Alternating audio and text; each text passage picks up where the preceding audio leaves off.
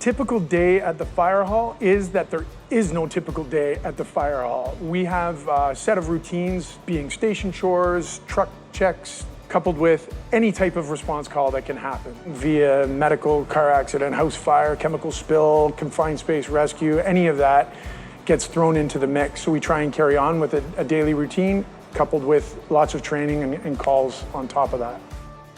When I was in my mid-20s, I thought this would be something I was working in the construction industry, and one of the guys I worked with was also a firefighter, and he told me about great family, team, everything involved, suggested I pursue it. Yeah, just from talking to friends and meeting new friends and getting on with this department. I really wanted to be a Brampton firefighter. I grew up here. It's the city I lived in. So as a kid, I was going around to all the different halls and checking the trucks out, and I don't know how many times I've been in and out of them. So as I started to grow up more, I started to learn more about the service, more about the department, becoming friends with firefighters and learning how much of a great career it is. It just drove me more to push myself to become a firefighter. I had a different educational career initially. I went to school initially for a completely different career path.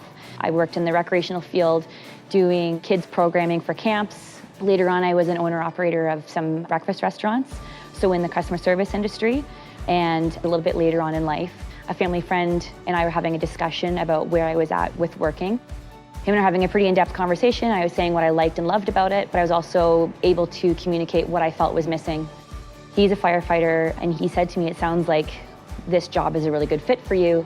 And I went home that night, did a lot of research. I was enrolled in fire college within a week, and after that I hit the ground running and didn't look back.